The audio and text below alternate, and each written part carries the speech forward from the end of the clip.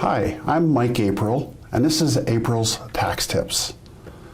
So does the GST, or Goods and Services Tax, stress you out? Do you keep getting late filing penalties, really don't understand what's going on or why it keeps happening? There's so many things with the GST that you need to know to calculate and complete. Some of the questions I get asked are, do I really need a GST? And if I don't get a GST right now, when do I have to get one? And should I file my GST monthly or quarterly or annually? What's my choice? What's the better choice to take? And if I'm incorporated, maybe my GST year end is sitting at December, but my corporate year end is different from that. Anyhow, let's take a look at what the GST is all about. Do you need one? Well, you really don't need one to start out. If you're just starting out your business, you're not quite sure what your revenues are going to be, you really don't need to get one and complicate your life. Really, as long as you're under $30,000 in revenue in any quarter, you don't need one at all. And it's only when you exceed that $30,000 in revenue in a quarter or in collectively 4 quarters previously, then you would need to get a GST at that point.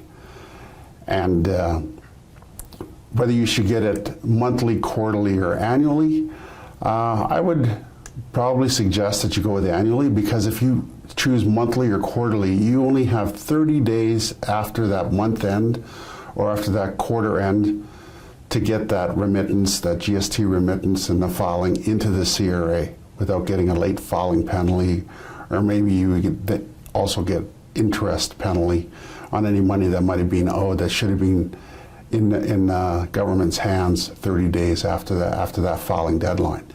With annually, you get a little bit more leeway. You have 90 days after the year is completed if you're an annual filer to be able to get that money to CRA and to get that filing into CRA as well. So that's a good thing. And that's what you should look at to approach it that way. And if you're incorporated, there is a method to either set it up. If you're getting your GST for the first time, you can set it up and match it to the year end of your corporation. And also, if it's already set up with December as the year end, which sometimes that's just the way it happens, we can have that changed with the Canada Revenue Agency or CRA and make it match up with the year end of your corporation. How does that GST work? Do you add it to your price, or do you actually need to include it in your price? And really that's a business owner's decision. There's some people, like hairdressers for example, they might want to charge, we'll just use a round figure, they might want to charge $100 for the styling fees and include the GST, which means that you're going to have to subtract the 5% from the $100 that you take from the client. And then there's other businesses that have the cost plus the GST. So if you collected $100, you would then charge 5% on top of that and then collect $105 from the client. So there's 2 ways you can approach that. The reason why, for example, a hairdresser, they just want to have a flat cost fee, and then they don't have to calculate it and they don't have to confuse the customer. And so it just makes it a lot simpler in their business to just round it out to a straight figure without having to make that extra calculation.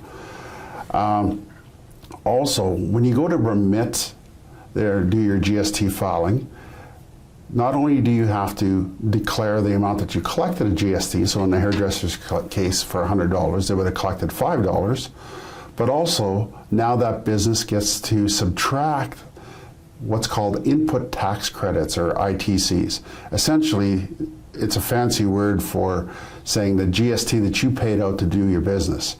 So for example, and let's use the hairdresser still as an example, if they would have had to buy some shampoo supplies and linens and all the rest of that for their business, then of course they would have had GST on those purchases, and they get that, subtract that from the $5 they've collected.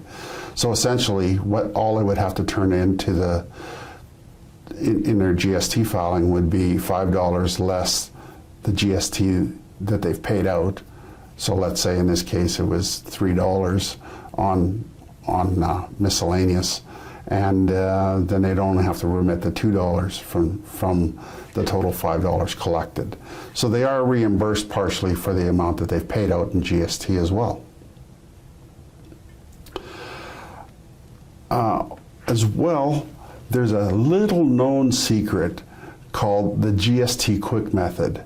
Now, if you think this GST is confusing because you have to enter in all of the amount that you've collected, and then you have to keep track of all of the amount that you've paid out on all those expenses, especially for service-based industries, you can use the Quick Method. In fact, I usually suggest in a lot of cases, because most service-based businesses where it's your talent and you don't have a lot of materials that go into your services, the Quick Method actually does a straightforward calculation. So for example, if you collect 5%, you would only pay the government 3.6% instead on the total bill, which means you don't have to do any calculations. So in the case of the hairdresser, instead of collecting that $5 on top of the 100, you would only remit $3.60 to the government on that particular transaction, and it would be all over.